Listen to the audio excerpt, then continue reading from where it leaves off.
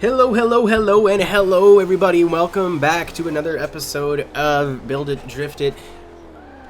I had an idea for the... It sucks that now that I have 4 videos done, or 3 videos done, and I just now have an idea called Build It, Drift It, Revisit, and that would have been sweet, but we have to go with another episode of Build It, Drift It, Kill It, Revisited. This is, of course, the Danny George NA Mazda Miata V8 LS1 swap.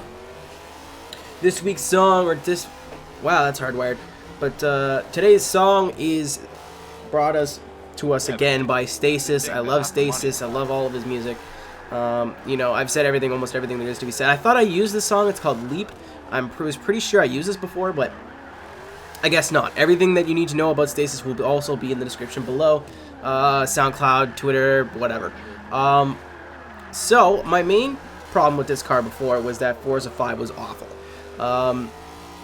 But now that I have it on a setup where now that I have it on a setup where I actually can drive the thing,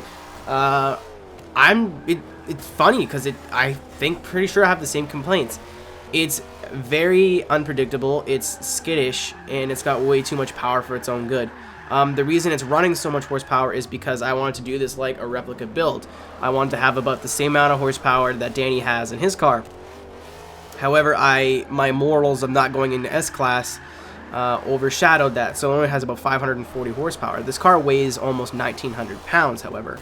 So I tried upsizing the tires in the build, as you guys could see. I never noticed that they weren't as wide as they could go. Did not help whatsoever. So it made it a bit more stable, but really that right trigger is like a bomb. I don't doubt that this chassis would actually be really good with the V8 in it if it had like 350 horsepower, but with 550 it's almost uncontrollable.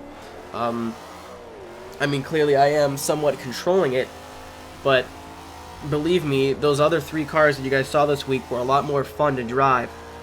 Even the Mustang, which I wasn't a huge fan of, the one I had complaints about, I still enjoyed driving it. This was almost stressful. You know, I have to be really focused and really paying attention to what's going on, especially with, you know, because it's a small wheelbase, it's light, and it's got a shit ton of horsepower, and with the V8, it's got quite a bit of weight up front. I was lucky, and it's just, it makes me want to pull my hair out, but at the same time, it's hilarious. On the longer corners, like because we're on Long Beach, on that first long right-hander, it is hilarious that you can just gun it in no matter what gear you're in, 4th, 5th, 6th, whatever, and it just goes. But I definitely had a lot of problems in this little section here with this car. I just didn't feel comfortable at ever. It never felt like I have the right amount of grip, because my driving style is where I like to be on power as much as possible, especially if it's after an apex of a turn, and that's all straight, or that's all full power there. But yeah, this car is alright, I guess, but definitely if I was making it to be good, I would definitely make it with a lot less power. Don't know how you do it, Danny, but thank you guys very much for watching, and I'm looking forward to seeing you tomorrow.